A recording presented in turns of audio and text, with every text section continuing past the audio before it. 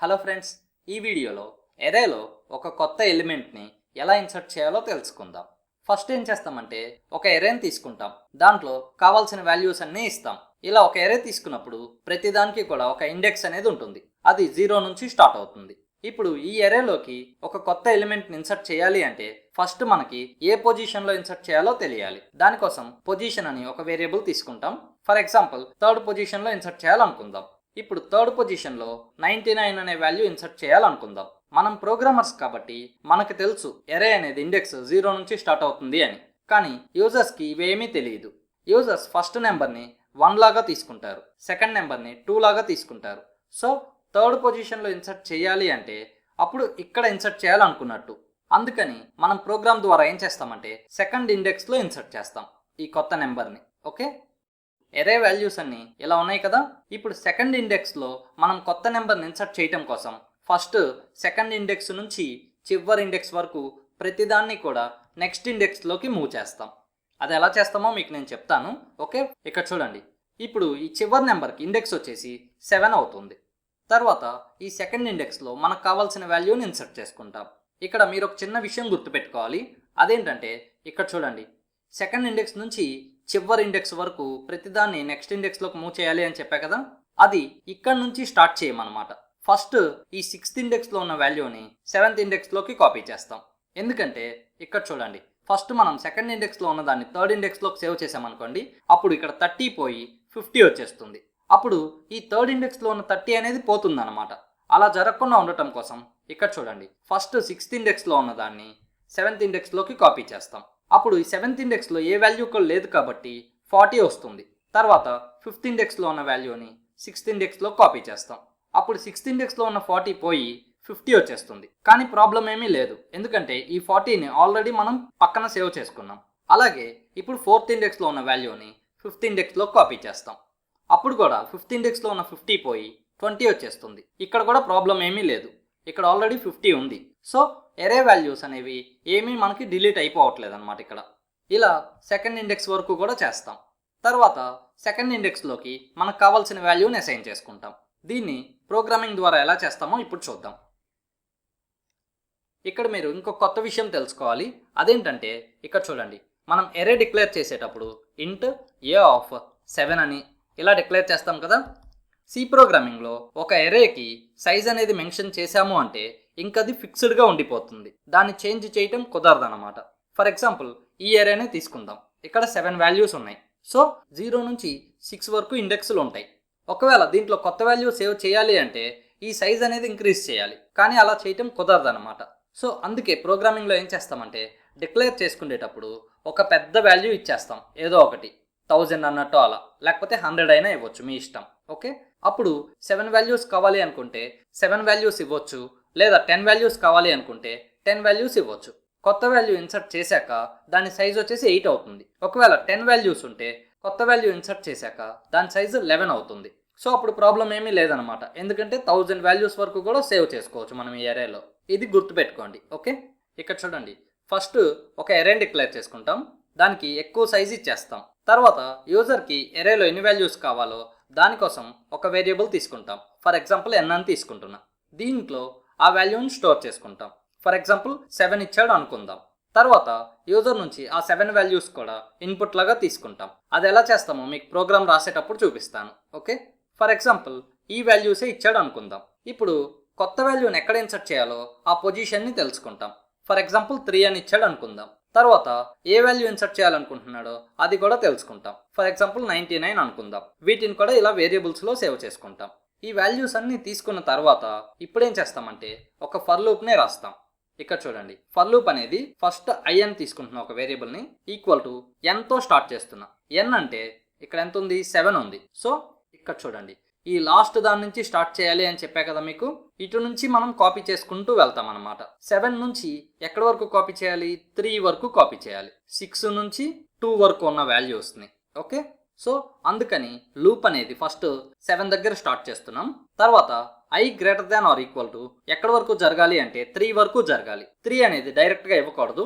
So user ఏ position చెప్పాడో ఆ value ఇవ్వాలన్నమాట.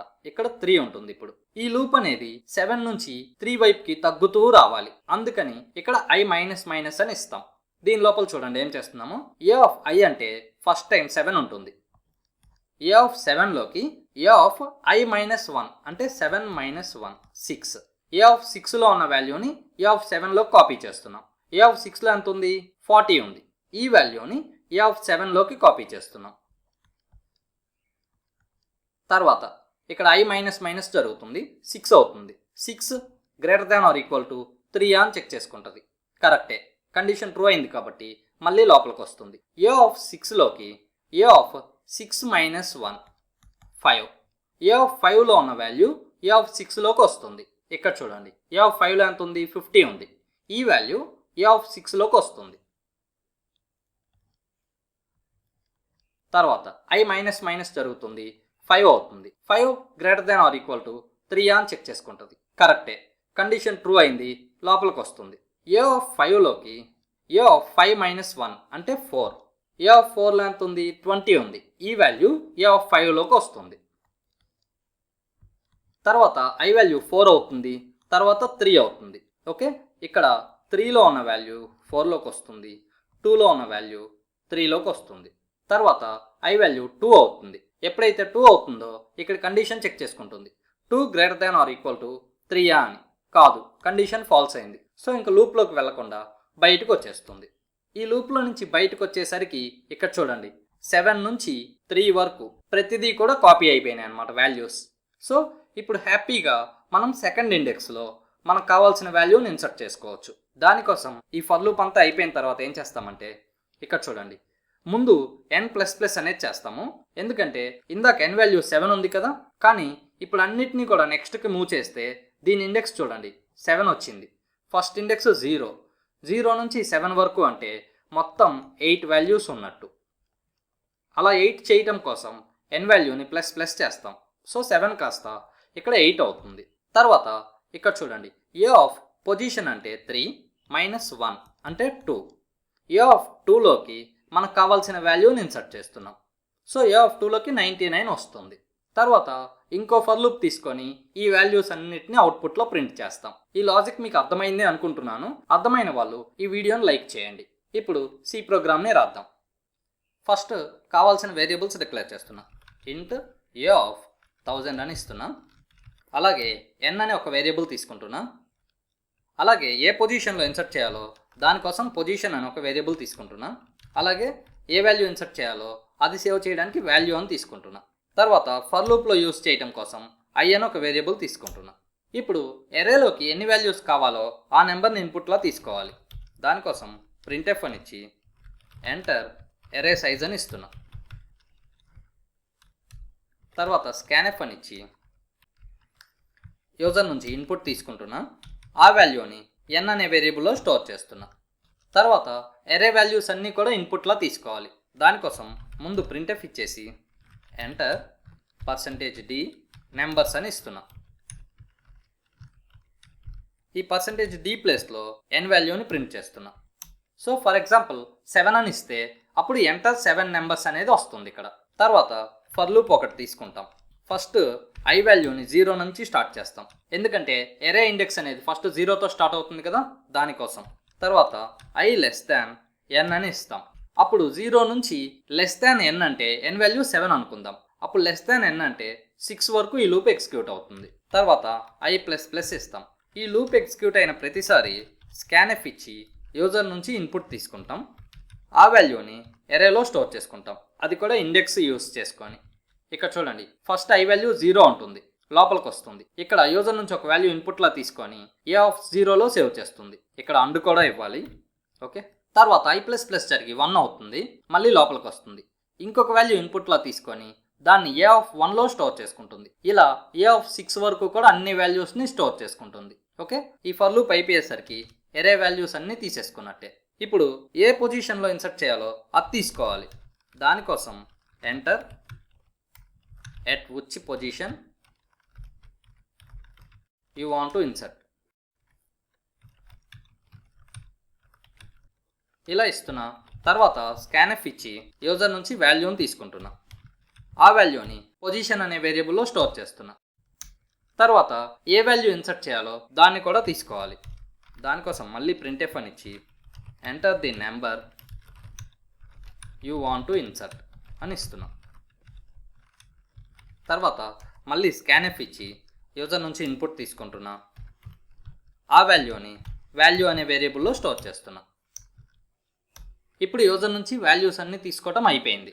ఇప్పుడు ఏం చేస్తామంటే ఫర్ లూప్ను స్టార్ట్ చేస్తాం. For i equal to n అనేది ఇస్తాం, అంటే చివరి నుంచి స్టార్ట్ చేస్తాం. ఇది ఎక్కడి వరకు జరగాలంటే i greater than or equal to పొజిషన్లో ఉన్న వాల్యూ ఈక్వల్ అయ్యే వరకు జరగాలి. ఇక్కడ n వాల్యూ పెద్దది, పొజిషన్ ఏమో చిన్నది. n వాల్యూ నుంచి పొజిషన్ వైపుకి రావాలి అంటే i మైనస్ మైనస్ అనేది ఇస్తాం. దీని లోపల a of i equal to a of i minus 1 అని ఇస్తాం. ఈ ఫర్ లూప్ అంతా అయిపోయేసరికి వాల్యూస్ అన్నీ కాపీ అయిపోయి ఉంటాయి నెక్స్ట్ ఇండెక్స్లోకి.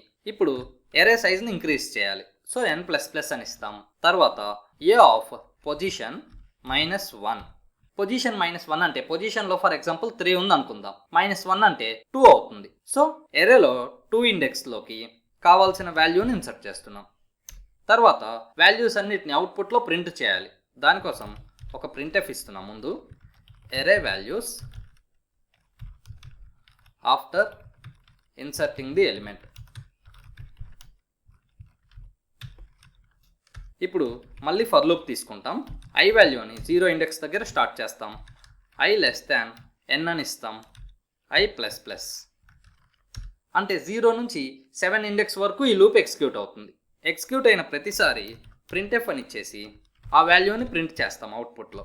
a ఆఫ్ i అని ఇస్తాం. ఇక్కడ చూడండి i వాల్యూ ఫస్ట్ 0 ఉంటుంది, లోపలికి వస్తుంది. ఇక్కడ printf అని ఇచ్చాం కాబట్టి a ఆఫ్ 0లో ఉన్న వాల్యూ ప్రింట్ అవుతుంది. తర్వాత i++ జరిగి 1 అవుతుంది, a ఆఫ్ 1లో ఉన్న వాల్యూ ప్రింట్ అవుతుంది. ఇలా a ఆఫ్ 7 వరకు కూడా జరుగుతుంది. ఓకే, ఇప్పుడు అవుట్పుట్ చూద్దాం. ఫర్ ఎగ్జాంపుల్ 5 అని ఇస్తున్నా. ఎంటర్ 5 నెంబర్స్ అని ప్రింట్ అయింది. ఇప్పుడు 10, 20, 30, 40, 50 అని ఇస్తున్నా. తర్వాత enter at which position you want to insert. For example second పొజిషన్లో ఇన్సర్ట్ చేయాలనుకుంటున్నా. Enter the number you want to insert. For example 99 ఇస్తున్నా.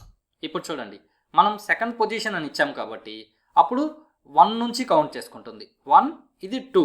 సో ఈ 20 ప్లేస్లో 99 రావాలి. తర్వాత ఈ మిగతావన్నీ పక్కకి మూవ్ అవ్వాలి. అలాగే జరిగింది చూడండి. 10 తర్వాత 99 వచ్చింది, ఈ మిగతావన్నీ పక్కకి మూవ్ అయినాయి. వేరే వాల్యూస్ ఇచ్చి చూద్దాం. ఇప్పుడు 7 ఇస్తున్నా.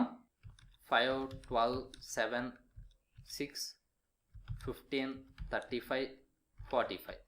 ఫర్ ఎగ్జాంపుల్ నేను ఇన్సర్ట్ చేయాలనుకుంటుంది 6th పొజిషన్లో. ఇక్కడ 99 అనే వాల్యూ ఇన్సర్ట్ చేయాలి. ఇప్పుడు చూడండి 1, 2, 3, 4, 5, 6. 6th అంటే 35 అనేది. సో 35 దగ్గర 99 రావాలి, 35, 45 అనేవి పక్కకి మూవ్ అవ్వాలి. అదే జరిగిందేమో చూద్దాం. చూడండి 1, 2, 3, 4, 5, 6. 6th పొజిషన్లో 99 వచ్చింది, 35, 45 పక్కకి మూవ్ అయినాయి. ఇలా ఇంకా ఈ ఎరేలో ఏ పొజిషన్ దగ్గర అయినా కూడా మనం వాల్యూని ఇన్సర్ట్ చేసుకోవచ్చు. ఓకే, ఈ ప్రోగ్రామ్ మీకు ఈజీగా అర్థమైంది అనుకుంటున్నాను. మీ ఒపీనియన్ ఏంటో కామెంట్స్లో తెలియచేయండి. అలాగే మరిన్ని సి ప్రోగ్రామ్స్ నేర్చుకోవాలి అనుకుంటే ఈ ఛానల్ని సబ్స్క్రైబ్ చేసుకోండి. Thank you.